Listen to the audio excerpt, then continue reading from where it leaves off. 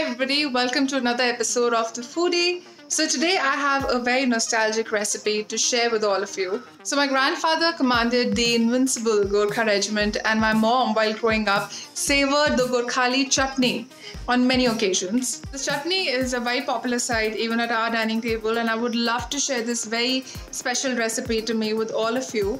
Let's see how this turns out, and also I'll be cooking outside because the weather is amazing. Should be fun. So I found this yellowed, typed out recipe of the Gorkhali chutney in my mom's collection of recipes.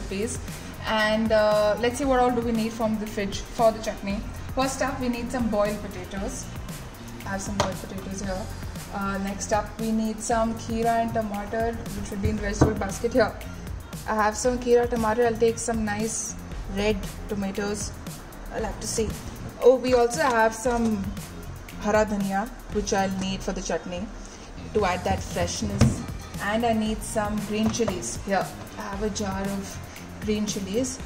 I also need imli extract. Okay, here we also have some imli extract, luckily.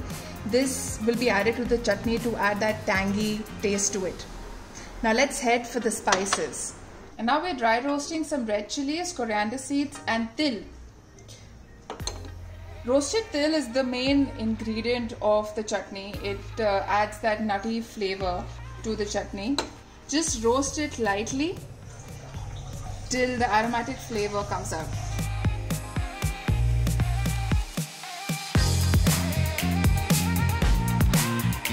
Once the til turns light brown, we will grind these spices coarsely in the mixie to make a nice flavorful mix. So I'm going to start by simply mixing the boiled potatoes, the cucumber, onion and the tomatoes. Give it a nice mix.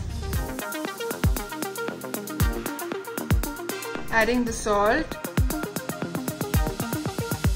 and the imli extract to give that nice tangy flavor to the chutney. You could also add lemon juice instead of the imli extract. Now toss the spice mix that we've prepared to give that nice spicy zing to the salad. Let's give it a nice mix.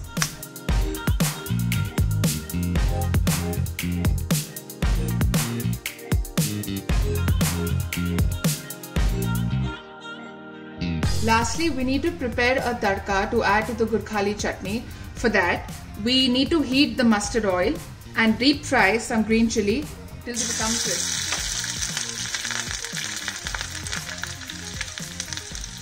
In the same oil, we add half a teaspoon of methi seeds,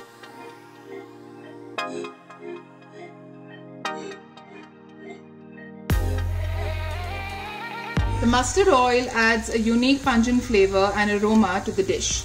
And now I'm pouring the tadka we've just prepared with the mustard oil on the chutney. And now to give it that fresh flavor, I'm adding some chopped dhania to the chutney. Now let's give it the final toss.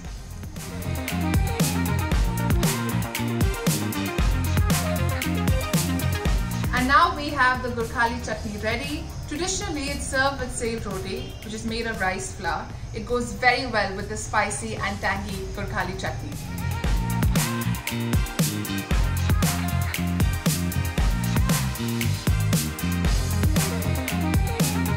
Since it's lunchtime, I'm going to dig in and savor this Gorkhali chutney with some hot pooris and beetroot raita.